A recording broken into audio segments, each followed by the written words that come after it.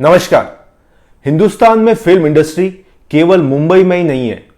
कलकत्ता में बंगाली, बेंगलोर में कन्नड़, चेन्नई में तमिल, तिरुवनंतपुरम में मलयालम और हैदराबाद में स्थित तेलुगु फिल्म इंडस्ट्री की जड़ें 100 साल से भी अधिक पुरानी है।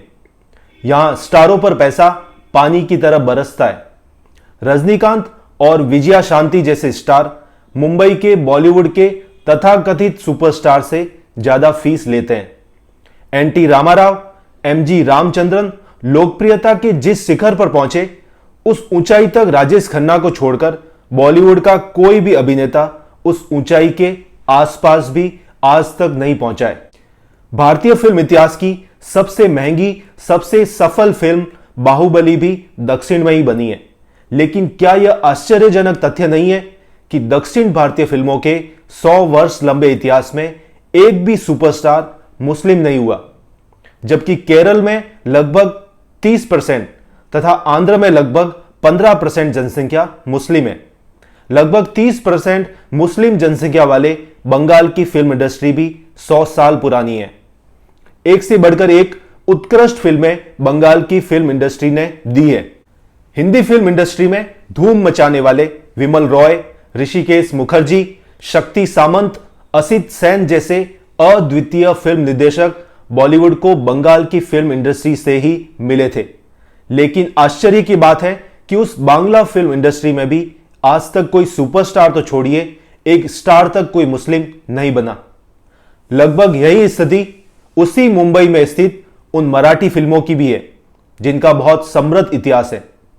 महाराष्ट्र में मुस्लिम जनसंख्या भी लगभग 15% है, लेकिन एक भी सुपरस्टार या स्टार आज तक मुस्लिम नहीं हुआ।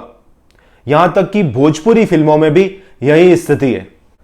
आखिर क्या वजह है कि सारा मुस्लिम टैलेंट केवल मुंबई फिल्म इंडस्ट्री में ही नजर आता है? 100% इमोशनलेस चेहरे और आंखों वाले, अभिनय शून्य, हट्टे कट्टे सलमान बॉलीवुड के सबसे बड़े स्टार बन जाते हैं। बॉलीवुड में उनके मूत्र से चिराग जलने की खबरें आम हो जाती हैं। औसत दर्जे के अभिनेता शाहरुख के हकलाने को उनकी अदा बना दिया जाता है, वो किंग खान बन जाते हैं। वर्तमान संचार क्रांति के युग में आज YouTube पर हर दौर के हर अभिनेता की फिल्में फ्री में उपलब्ध है। आप खुद देखिए और तय करिए कि क्या सत्यकाम, अनुपमा, बंदिनी, फूल और पत्थर में धर्मेंद्र तथा आनंद, खामोशी, अमर प्रेम, सफर में राजेश खन्ना के यादगार अभिनय वाली एक भी फिल्म शाहरुख और सलमान की जोड़ी के पास नहीं है। लेकिन यह जोड़ी 20-25 साल से बॉलीवुड की खोपड़ी पर नाच रही है। आखिर क्यों? आखिर क्या कारण है कि चेन्नई, हैदराबाद, कोलकाता, तिरुवनंतपुरम की फिल्म इंडस्ट्री के 100 साल के इतिहास में कोई भी मुस्लिम सुपरस्टार नहीं हुआ, लेकिन बॉलीवुड में पिछले 25-30 सालों में मुस्लिम के अलावा कोई सुपरस्टार नहीं हुआ? बॉलीवुड में पिछले 3 दशकों से यह उल्टी गंगा क्यों बह रही है? 1990 के बाद दाऊद इब्राहिम और उसके माध्यम से आईएसआई का बॉलीवुड पर कसता गया शिकंजा ही इसकी वजह है। 1990 के बाद से महाराष्ट्र में शरद पवार का ही राजनीतिक सिक्का चला है। 1993 मुंबई बम विस्फोट के बाद बनाई गई एनएन वोहरा कमेटी ने संगठित अपराधियों, माफिया और नेताओं की साठगांठ को बेनकाब करने वाली जो रिपोर्ट दी थी, उसे आज तक उजागर नहीं किया गया है। हद तो यह है कि उसे उजागर करने पर सुप्रीम कोर्ट ने रोक लगा दी है। जिस दिन यह रिपोर्ट उजागर होगी, उस दिन यह भी खुलकर सामने आ जाएगा कि बॉलीवुड में 3 दशकों तक उल्टी गंगा क्यों बहती रही थी। यह सुखद संतोष का विषय है कि इस उल्टी गंगा का प्रवाह रोक दिया गया है।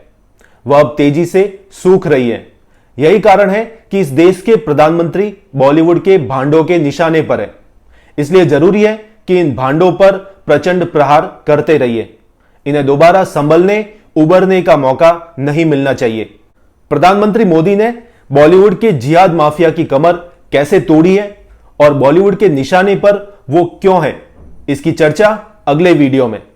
यह वीडियो आपको कैसा लगा कमेंट्स करके जरूर बताएं और ऐसे ही और भी वीडियोस देखने के लिए सीडी टीवी को सब्सक्राइब जरूर करें। जय हिंद।